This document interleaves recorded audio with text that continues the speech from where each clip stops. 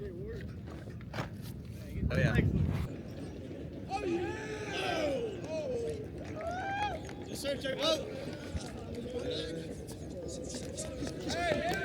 Oh, yeah! What up? Good morning, Jake! Oh, yeah. This true. That's the one common thing I think. I have 16 coaches on my staff besides me that we all share, and that's, somewhere along in our youth, whether that was Pop Warner football, middle school football, high school football, college football, a coach, somewhere along the way kind of gave us hope and gave us, we built trust with them and obviously inspired us to be more and see more than we thought we could see and thought we could be. And they, believed in us. And today's kids, that's really what they need. It's all they need is somebody to believe in them and encourage them that anything is possible. And if you eliminate all the distractions that are outside that have nothing to do with you really working towards your goals, then yeah, anything's possible. And obviously there can be let's make these next 4 years of your high school experience the best they possibly can, because we have the coaches, we have, the resources, we have the facilities, we have everything in line for us to be successful. The only thing that requires from us is obviously commitment and care and a lot of trust. And I think those three things are vital in our program. The kids need to be committed to one another and to this program.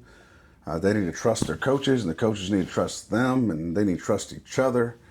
And then they obviously need to have hearts. This thing, we're going to be big, bad football players when we step between the lines. But we're ultimately here to care because we care about the kids, and we care about, one another, and we want the kids to care about one another. And we had the same talk this morning about trust and that we need a football team. I got to trust the guy next to me is going to do his job so that I can do my job that's been laid out there in front of me. And if we can collectively, all 11 on the field at the same time, do our jobs, and we're going to be successful. And that's where it all comes down to is you get that seed of hope. You see that glimmer, you see whatever it is, that spark, that first success of them lifting more than they ever have, or running faster than they ever have, or making a football play like they've never done before. And when they get up and they're fired up with the emotion and the passion and the smile, and that's why we do it.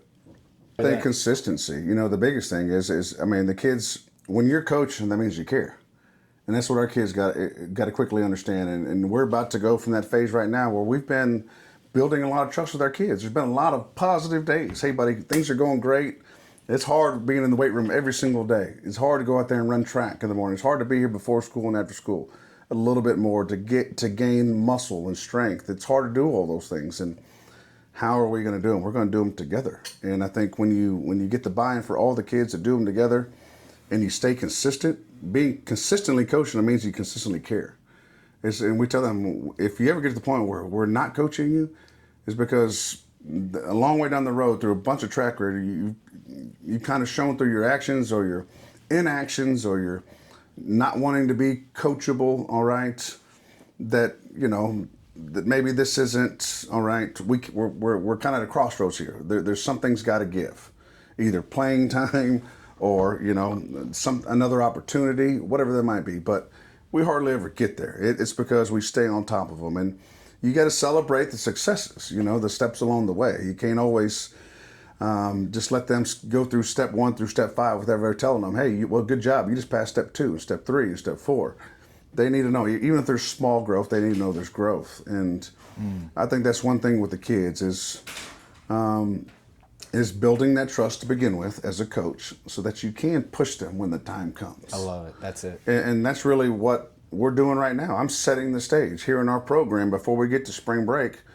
We're going to go move into a different phase of off season where there's going to be a lot of physical exertion. There's going to be a lot of mental, pressure put on these kids to practice hard when they're tired. Nothing more than that. Nothing detrimental to their health. Nothing outside the realms of what any other football high school coach and program is going to try to do. We're just going to try to do the little things exactly right when we're tired. And if we can do that now, then we can do it in the fourth quarter when we're playing the state semifinals. Yeah. We could do it in the overtime and the state championship game. We're training their minds, obviously, to overcome their bodies. And that's coming up. But in preparation for that, I'm making sure that I address our kids to understand, that is coming. And when that happens, you're going to be ready for it because we've been building this for this moment and this time. And coaching is going to go up a little bit. Are you setting that expectation before it gets there? Yeah, I am. And that's really where we are now. Because to me, you can't all of a sudden, go from patting them on the back all of a sudden to the very next day, challenging them, and trying to get the most out of them. I think these kids, the strength of our kids is obviously they are very, very intellectual kids and very, very smart. And if they don't have the information, that's not their fault. That's our fault. But if we give them information about how to line up and then what to do when it comes next, they take it and run with it. And just like the next phase, we're off-season, we're growing our team. I'm going to find out now whether or not guys are going to quit when it gets tough. And I'm not going to wait until, August when we're going through fall camp and it's 105 degrees outside and it's hot. And I don't want anybody to quit. I just want you to know it's going to be tough. And these are baby steps towards working to get to that point where we have a 2-hour practice and 105 temperature outside in August. That's nothing in comparison to the 35 minutes we're going to go out there and try to challenge each other just to come out of our comfort zone a little bit and to push past. And we talk about our plays. We don't have a place. This isn't a place for cool guys. We want them to show passion. We want to ask them to scream and yell at the top of their lungs. Some of these guys have never done that. Some of these guys will sit back in the room and never say a word. We're going to challenge them to change that. Because why? Because everybody else is. I'm not asking you anything more than everybody else. I'm just asking you to do the same as everybody else. Right. And when you set that expectation, that realization, these kids, they're smart enough to internalize it and understand I can do exactly the same thing. I'm not asking you to go tackle a 300-pound running back. I'm not asking you to go throw a 60-yard touchdown. I'm asking you to run through those bags right there as fast as you can and finish with a 5-yard sprint through a cone. Not pull up a yard short of the cone. Right. Not jog through the bags and then sprint, but sprint through the bags and sprint at the end. That's it. It's the small things. It's running a 5-10-5. Make sure you touch the ground with your hand. Touch the line with your hand.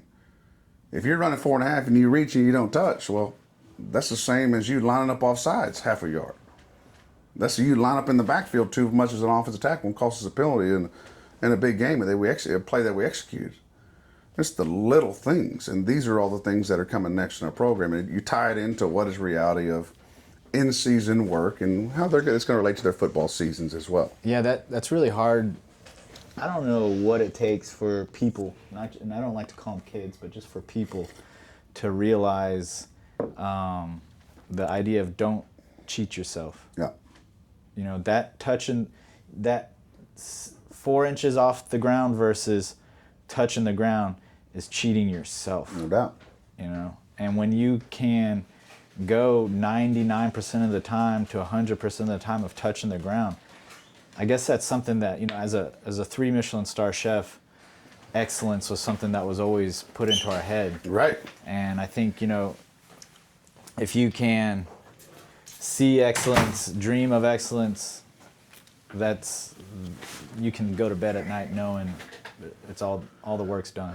Yeah, and excellence around here is really just doing your job, and that's an old Patriot saying from back in the day when they were winning all the Super Bowls, was do your job. And it really can boil it down to that simple, and it's trust. Like I said, once again, that you're doing your job because your teammates trusting you to do your job. And if we have a team full of individuals, we won't have success. Right. And this will, be a challenging, season. This will be, real tough to overcome when it comes to getting the morale where it needs to be. But right now, our football team is in the middle of growing together, and I love what I'm seeing. Our kids are obviously, this new class of kids is really buying in. They're hungry. They got a bad taste in their mouth from their playoff experience last year, and they're doing something about it. Instead of they're not there telling the whole world how hard they're working, but I can tell you that I can speak for them that they are doing that, and I'm so proud of them. And they're growing every single day. They're getting faster. They're getting stronger, and they're more committed. There's guys that don't miss days. They're here for their teammates, and there's guys that are doing all the right things to put themselves and make their bodies the best they can be. So when we get to spring football here and start building our next year's football team, they're their best physical shape they can be in. Let's take a step outside of Westlake High School and kind of talk about, if, for parents who are watching this and they want to get into the program, as far as, say they live in the district and they're coming to Westlake. Walk me through just some general age groups, say elementary, middle school. What can they do to support their student to be the athlete you want to get when they come to you? That's a good question. And I think the biggest thing parents need to focus on at the young age is obviously fundamentals. I mean, throwing, catching, obviously running, and obviously I think as you start getting into middle school, physically training your body, like starting to lift. And I think parents can kind of get sometimes misinformation that going to every camp in the world is going to make you better. I think to a certain point, it helps. Anytime you get reps and anytime you do things, it helps. But you better be careful going to that camp and being one of 100 in the line. And you spend half a day at a camp and you got 8 reps. Is that really getting better? Or could you have been there working out with your teammates for 45 minutes at the school, all right, that morning? Do you think you would have gotten better?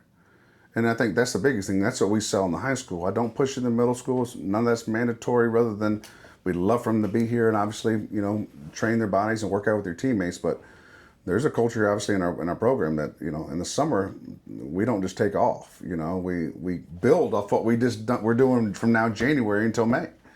We take a dang good break off to make sure their kids, they have a summer, they can go to camps. They can go explore some possible college opportunities or try to pique some interest in some schools. But then we come back into town and obviously we get together as a football team and we're working together. But at a younger age, I wouldn't worry about where they are. Don't get so stuck if they're, not the all-star in the 6th grade, 7th grade, or 8th grade. I mean, Michael Taft's a 2-time All-American. He was a freshman blue teamer for us and then played on our sophomore team. And he never impacted the varsity until his junior year. But when he did, he was ready. And what people don't know is that guy was, he was the smallest one for a long, long time, but he never gave up. In the background, he was training, he was working. He was doing more than another outside of what we did here, even a little bit, on his craft. He was working on his craft and then trying to be the best on his team. And if you're the best on your team, okay, then the rest will work out. Like the opportunities will come. If you can impact Westlake High School and you're the best here, whether that's a complete player, academics, obviously on the football field, and obviously in our community. And all 3 of those things, all right, there's spots for those places all across this country. And people want them from this place. And they need to spend their time doing that and bringing a teammate with them to come work out, and bringing 3 or 4 teammates with them to work out. I think that's what is on important. Their own time? On their own, on their own time. Okay. Whenever they're doing these other things, I think, playing, like I say, going to 20 football camps in the summer, I don't think is too beneficial at that age. Their bodies are still growing. They need to feed that body with what it needs. Some agility and obviously some explosiveness and obviously some strength building, endurance building, so they can work out, all right, for a little bit longer, and they can exert themselves a little bit longer. So maybe if you, if a parent came up to you and said, tell me what to do, I'll do whatever. Maybe it's, what would you say, 1 or 2 things, if you could give specific directions, what would you want them to do? I'd want them, if they really, really want to be, obviously, an elite athlete, okay, then it's going to take a little bit more time than 35, 40-minute window they have in athletic period. And so they're going to have to find time. I would encourage them, if they're a middle school student to their high school, to, come join us up in the summer with PC. We have the most awesome summer strength conditioning coordinator, Matt Acuna, who's been training our kids for the last 10 years. And he's trained multiple state championship teams, and he's going to turn them over to us at the end of the summer. But he's high energetic. He's about these kids. It's a change up from us as coaches, kind of having to be that guy to push them. We get to be here in the summer to check on them and to kind of be more of an encouraging role, so that when August comes around and football season comes around, that relationship is fresh and ready to go for the next season together. And I think those are all important things. We have, I host a football camp on June 1st and 2nd to start every summer. It's majority for quarterbacks, receivers, running backs, linebackers, and defensive backs. Those guys, for 2 days, we're going to be out here practicing and throwing so many footballs and working how to do so many defensive basic drills fundamental drills. I'm not installing any blitzes, any coverages. We're not installing really any plays, but we are running obviously all the fundamentals of every single route, the fundamentals of quarterback play, the fundamentals of ball carrying. And I think that's where parents should spend their time. At the end of the summer, I host, we hope our SHAP Skills Camp. Really what that is, that's for all Westlake kids. That's for all the kids in our community that obviously hope and aspire to be a Westlake chaparral one day. And that one for our younger age groups, I think from 1st grade through 6th grade, is more about fun and the experience, right? Being around football and having fun, and the mode is more about that, being out there and enjoying each other's company, having some fun. They compete with some different games, punt, pass, kick, fun atmosphere. We love them up. They enjoy their 2 days. But then the other aspect of that camp, which I think is really important, and it's kind of been about a 3-year process now, and I'm hoping this year it knocks it out of the park, is I would like for every one of our 7th and 8th grade teams to be there, all right, that last week in July. I'd like for parents to make sure that they make their vacation plans before or after that. But that gives us a good 3-day window for us and every single one of our coaches at the high school to go and install the base offense and the base defense for our 2 middle school teams and both of our middle school programs for 7th and 8th grade to give them the best foundation, the best 3 days of work they're going to get all year. So that's what I want parents to know, is I would like them to get their kids there. And for us to, after those 3 days, to know every single kid that's in our 7th grade teams at West Ridge and Hill Country and know kind of an offensive position, a defense position, and for their kids to gain so much knowledge and fundamentals and assignments within our offense and defense that they're going to run in the middle school, obviously before they ever show up to camp themselves. And I think that's very, very important. I think I hope that they can start to kind of buy into that a little bit more so we can start the year off a little bit faster and they can move on with their evolution of offense and defense a little bit more than other schools. It sounds like I'm hearing 2 things that give you the best possible chance with these kids. It's one, time together that Yep. they're spending, like they're growing up together, playing together. Does Yep. that impact how they play as they get older? No doubt. I mean, I just sent out a text message in support of Westlake Pop Warner, and tremendous. I have nothing to do with them other than I get to see these boys when they're 14, 15, 16, and then their senior year, when we have that senior banquet for them, I get to go back and see all the pictures of them when they were 9 years old, 10 years old, wearing these Westlake Pop Warner uniforms. And then I get to see them as 18-year-old young men. And I think it's the coolest thing ever. And obviously they play most of their play and practice on the same fields they're going to play and practice on in high school. I think what a cool experience in a big, big city that we supposedly live in. Right here is kind of a small town feel right here in the Westlake Hills. And that's not everywhere. And I think that's something that we need to make sure we cherish and we keep around this place. I think it sets the foundation for their passion for loving the game, their passion for Westlake football and that red W. And it means something to them at an early age. And when they show up to varsity games on a Friday night, they start to see their heroes and their stars, and they start to have those dreams and visions themselves of that being them one day. And that's what we all did. And at least that's what we want to give to these young ones as they grow through our community, is the sense that, their time is going to come and there's going to be an opportunity for them if they make the most of their time here. At Westlake High School, we wear the big shirt underneath our football pads. There's a big word that says family, and there's a word that says me under. And it's just, the family's bigger than me. The team is bigger than me. Okay, it's the same thing. Like, if you're working by yourself or you're working with your teammates, you're still getting better individually. But when you brought 4 or 5 teammates with you, all right, now your team is getting better. And it's not just you. And now we're going to see those results on the football field or on the court or on the baseball field or wherever it is they're playing, on the wrestling mat. And I think that goes for every kid and for every parent, is find a way to bring some teammates along with you and get a group of kids to work out.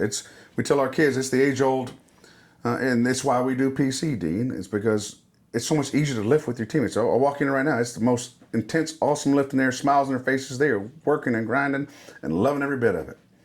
But then we get to the summer and kids say, hey, Well, I'm going to work out at Gold's Gym. You are? Who's going to push you at Gold's Gym? Who's going to spot you? Who's going to tell you to hold you accountable for getting a little deeper on the squat? Who's going to make you get through that when it's tough? Are you going to really get that last rep that you can barely get? No, you're going to stop one rep short. But you're going to be here with your teammates. Just what I've just seen for the next 5 months here from January through May. It's amazing. You can't replicate that. There's no way that nobody can get better outside of these walls without their teammates at this age group, okay, as good as they can get with their teammates helping them beside their teammates. And that's the culture we want to bring, obviously, middle school student athletes working with us in the summer, and obviously our high school athletes. It's not mandatory. Right. But I promise you, we talk about it, the word of the week for in our program is trust. I said, how long does trust take to build trust? A long time. Got it. And how fast does it take for you to lose trust? I said, so in this program, like, this is what it is. These guys are building trust by being every single day and working out and doing the hard stuff. What happens if you go missing for 2 months from June, July, and you show up August and you're like, all right, I'm ready to play football? You can. There's no rule saying I can't keep you from doing that. But is your body going to be 2 months behind everybody else? Okay, is the trust from some of your teammates probably going to be gone a little bit because, all right, you hadn't been here or you hadn't told them why you're going to be here, you weren't here? Or is there a really extenuating circumstance why you weren't here? It's not their business, but they're going to ask. They're your teammates, and that's the culture here. They're going to ask because they want to know, can they trust you when the football and the lights turn on? And so that's the answer. You know, it's like, what do? You can't work out at Gold's Gym by yourself. I can't work out in the hotel. I'm traveling all summer. I'm working in the hotel, fitness center. Okay, I hope you do. Some kids do. But I promise you, it's not to the extent they're not going to maximize what they can get out of themselves with being here with their teammates and doing it. And there's nothing that replaces that.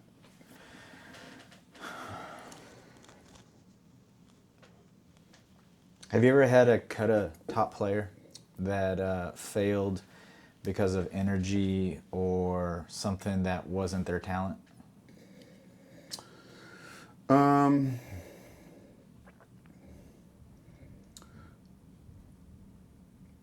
I wouldn't say we've cut a top player, but obviously we'll go back to that trust word, right? You know, that somewhere along the way, the trust was probably lost, right? There was trust that was built, which is how they became a top player, probably because of their athletic ability. But you don't just get anointed this place because you can run fast and you can tackle somebody. Okay, I'll pick the guy that's here every single day of the week with a positive attitude. His teammates trust him and love him, and he makes us better by being in our program. I'll take that guy any day of the week over a guy that can run fast and has no energy, has no emotion, doesn't help, isn't a team player, is all about himself. Those people don't survive at this place. So it's kind of hard to say, do you cut one, because they don't ever make it to start with. And we do a good job within our coaching staff of making sure that that isn't tolerated. You're just doing what everybody else is doing. Like I said, I don't need you to do anything less. I don't need you to do any more. I need you to do what everybody else is doing. And as they get older in our program, they understand that level goes up. Freshman football is a lot different than varsity football. And along the way, I slowly got to build up our freshmen and let them understand, like, when that time comes, understand, like, when there's Labor Day Monday and you guys get Monday off, you don't anymore. We're in the varsity. We labor on Labor Day. We have football practice. We got a game on Friday we have to be ready for. When it's Thanksgiving break and we're in the second round of the playoffs, don't come and talk to me about you going to grandma's house for Thanksgiving. You're part of our football team. Hopefully the expectation is you're here practicing football for 5 days and we're getting ready to go win a game on a Friday or Saturday. Like, all that's understood and is communicated beforehand so that we don't have those distractions of your starting centers going to Hawaii to grandma's house.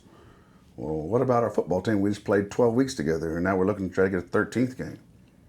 It's quickly that's something that minute, that little, that the outsider doesn't think about, or the parents might not think about, is a big deal. When you've got 98 kids, 105 kids that are bought into being the best they can be, and all of a sudden somebody says, well, I got something better to do than be a part of this team right now. that's hard to overcome in that moment. So we try to set the stage to make sure that it's clearly defined. Everybody understands that, like, that is the expectation, that is the understanding, and it's for you. Hopefully we're playing in a grand stadium, and everybody in Westlake is here in town for Thanksgiving, and they're going to come want you to play on that Friday. What a cool deal it's going to be to play in front of your family. Are you seeing that creep up?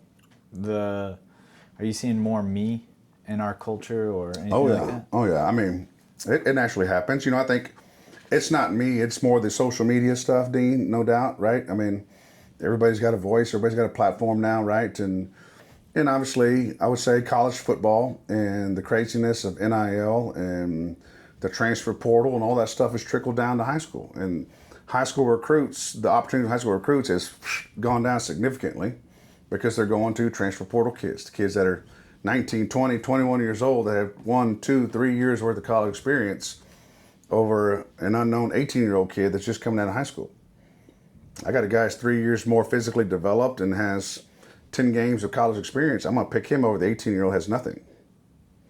And that's what's happening, unfortunately. So the chances for high school kids. Have you ever had to cut a top player that failed because of energy or something that wasn't their talent?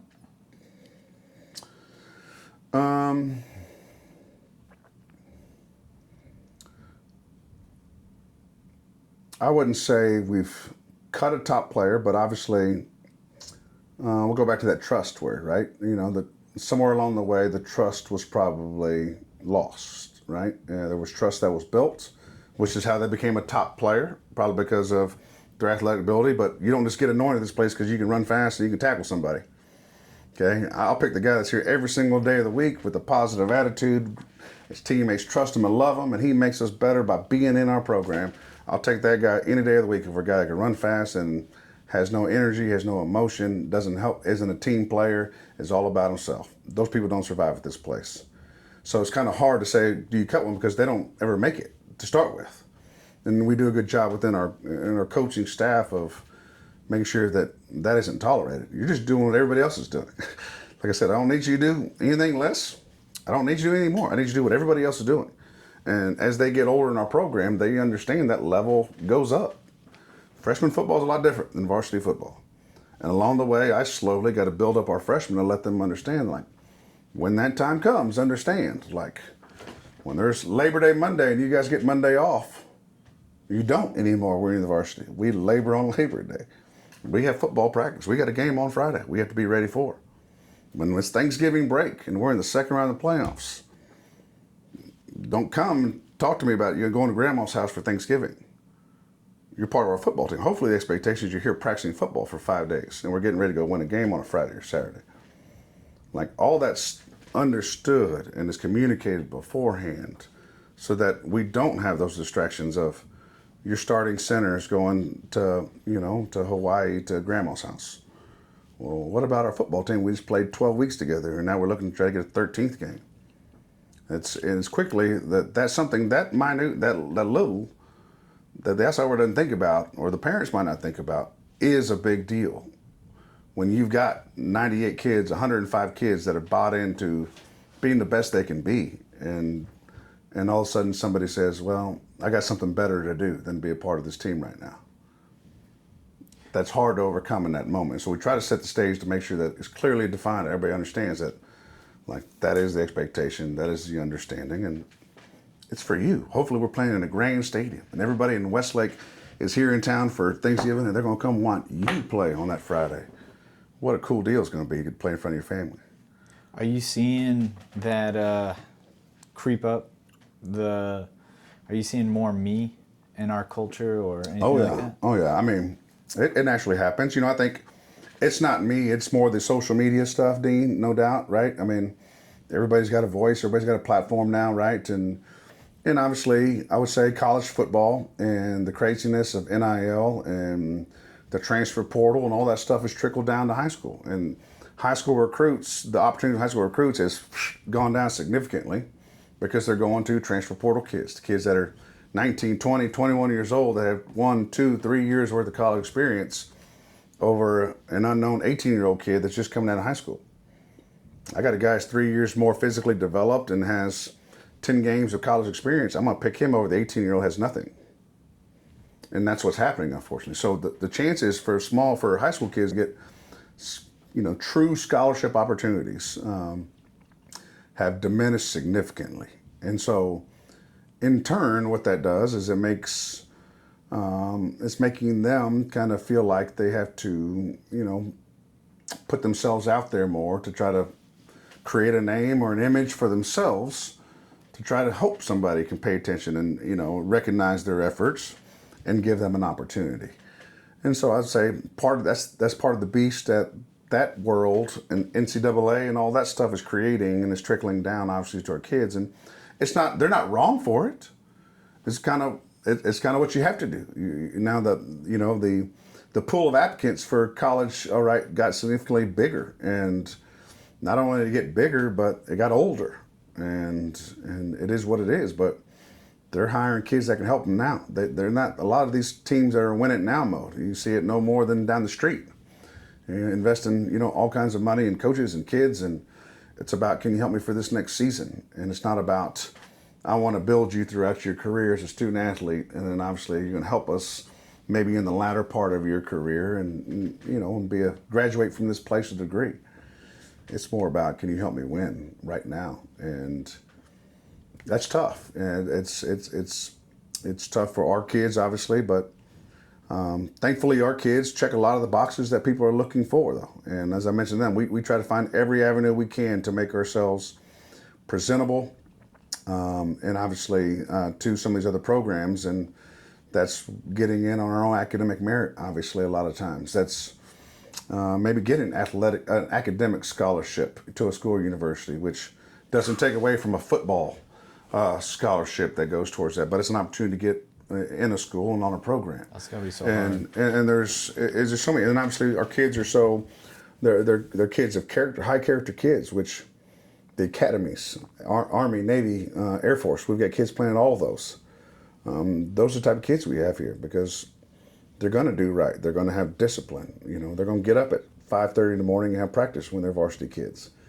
And there's people that obviously put value and merit in that, and that's why they come to our kids, because they know what they're going to get with our type of kids here. They're going to get those kids that can handle it. Do you get kids who transfer in who don't live in the Westlake district, or does everybody live here? I would say 98% of them live here. Okay. We get, yes, a handful, but not many. I think due to kind of, got to be careful about this, but, I would say due to kind of the circumstances and funding of education right now, there's kind of been a bunch of curveballs kind of thrown in this thing, and people given the opportunity to go take your kids to private school, obviously with the private school vouchers and all that. And well, at our place, if you look that direction, there's a private school. If you look that direction, there's 2 private schools. If you go that direction, there's a private school. If you go that direction, there's another private school. Do they have football teams though? Oh yeah, every one of my football teams. I think Okay. this one right here doesn't, because I think it only goes to middle school. Oh, okay. But they don't have a high school football team. But still, they got to go somewhere, right? And obviously, at our place, we like to do what we do, and we're going to reward these kids that are here. And I think, for the most part, unless they're living under a rock, they see that, these kids are getting afforded an awesome opportunity to come and compete and be a part of a great program where people care about them, where a coach cares about them, where they got teammates that obviously, or have standards above the average, which is what you want, because their teammates are helping push them and they push each other. And it's a healthy, all right, standard of excellence that they're trying to achieve, and there's no shortcuts. That's the myth, I guess, that you got to put to bed. People think that we just roll out of bed and this happens. No, they roll out of bed at 5 o'clock, and they're in special teams meetings at 5:30 a.m. during the season, and they're practicing from 6 to 8 a.m. and then they go to school and then they go home, and they rinse and repeat that a couple times a week. And if you're fortunate enough, you get to play for 15 or 16 weeks. By the end of it, you become a pretty disciplined young man, and your schedule and what you have to do to take care of your body and your schoolwork, and obviously be the best football player for your team you can be, and that's why they're successful at the next level too. Whether that's being a college student, whether that's being a young professional, whether that's being a college student athlete, which we're about to have 4 or 5 guys hopefully get drafted here in the NFL draft that played at this place, and all of them, doing the same things that I'm talking to you about right now, and with a lot of the same coaches, and obviously the same standards. I guess that's kind of the last question I got for you today is, can you talk to me a little bit about, it can go any way, but the myth of Westlake football? That's ultimately what I got excited about was, man, you've got, do you consider it pressure? Do you consider it privilege? Like you've got, in my opinion, the crown jewel of Texas football. Yeah. That's yours. That's got to be pretty exciting, but it could also be a lot of pressure. No doubt. I mean, I'll say, obviously pressure comes when you're unprepared. I think it's every game you have nervous energy when you go to a football game. That's the competitor part of you. Just finally the last bit of unknown, and it's about the anticipation of what's about to happen. And that's what I get, like the nervousness right before a game. Pre-game, walking around, the energy, excitement. It's been a long day to make sure all the boxes are checked and everybody's showed up to the game and nobody woke up sick that morning, and all the things that come with natural, let's get to the game prepared and a good mindset with everything, the agenda of the day all going as planned, let's get there ready to roll. And then you have that little small nervousness about the game, but there's no pressure when you know what you're doing, and when you feel the standard is set. The pressure I feel is to grow this new crop, the new leaders on our team, and grow them to where it goes from a coach-led team to a player-led team. And that transition is getting from a coach-led program, which we are right now in the off season, and we're trying to get these guys right, putting the horses to the water. We're taking them to the water. Okay, y'all go drink it up, buddy. There's the water. Get big and healthy and be ready, because we're about to start running. And then now we'll start getting to those different parts where we're going to ask them to do a little bit more and get a little bit more uncomfortable to grow and build, and so we can be ready, obviously, for our season in August. And I think as you get through that, that's not pressure. That's the fun part of our job, is getting to be with the kids. I think the only, pressure is dealing with the things that have nothing to do with football or shouldn't have anything to do with football that become hurdles in your way along the path for these kids. And I think that's a lot of times is you just got to stay out of your own way. I think a lot of good programs can't get out of their own way. What are you talking about? I mean, just along the way, there's going to be, there might be a week where we don't play as well as we should, or we expect it to. Is it we're going to let that determine the next game, the next week's work outcome for us? Or are we going to let, all right, maybe what Dad said we should be playing a little bit better over here, so I'm going to bring that with me to that field house in here and keep saying what was recited to me at home? Or are you going to understand that you're the one in that arena with those coaches and those players? And if we truly listen to those kids and you truly ask them what their experience is, okay, there's transparency, there's accountability, there's trust between the player and the coaches. And that relationship, 99% of the time, is rock solid. And it's simple communication between the parent and the student athlete that needs to be a little bit more efficient, not between coach and player. And I think that's where we want to get, is that these kids trust us, they love us because they know we love them. And that's a word that's used around every single day. Yeah, we're tough. Yeah, there's going to be times we expect to go out there and be the most physical football team ever. We better to have a chance to get the Trinity Trojans in week 2. We better. It's going to be a knockdown, drag out. They're a physical football team with a lot of really physically talented players. But in order to get to that point, these kids better trust us as coaches that we're going to put them in the right position and that we have empowered them with the tools and with obviously, all the things they need to be successful in this arena, in this game, in this match. And I think that's where it all falls. I'm proud of the relationships our coaches build with these kids. I think that's where it all comes back down to. There's ever a situation, ask your son what his experience is like. Have you talked to your son? Because what I'm hearing from you doesn't match what I see with your son and what him and his coach, the relationship they got. And I think that's good. I think it's a pat on the back for our coaches to know that that's where we spend our time, is investment in these kids. And that's where it should be. shouldn't be with anybody else. It should be with these kids. And that's why we're here, why their parents have them here. And that's our goal, is to give them a meaningful 4 years where they grow, obviously, into young men on and off the football field. But along the way, no doubt, they're keeping score, learn how to be competitors and how to try to win. And win, lose, or draw, we can live with. We try our best. And I think that's the ultimate deal. If we felt like we prepared good enough, we did everything we felt right, we just didn't make the plays in the right time, or we didn't call the right play at the right time, or whatever it is. And obviously, not many games come down to one play. There's usually a handful of things that kind of could have gone one way or the other. But if you can look the kids in the eye, they know you gave them the best. They gave you their best, and you gave them your best. And man, that's life. Life's gonna go on. It's gonna be all right. But that's what I think people, the misnomer, and I don't know if it's a misnomer. I think it's really our street cred around this place. I think people recognize that. Like, these kids and these coaches, all right, have a tremendous relationship. And I think that's what drives us. That's why they're still here. That's why we have the most numbers we've ever had, because they enjoyed coming to work. I mean, our numbers should be going the other way if it was the opposite. And we're not just taking guys off the street. They're starting as freshmen, and they're staying with our program through it. And so I graduated 70 seniors last year, the most in the history of Westlake. It's a challenge, and that part of it's a challenge too, because they can't all play, right? Yeah. They can't all play. But you got to find a role from them. And some we try to. And that's why at our place we try to be the best team. And that includes special teams as well.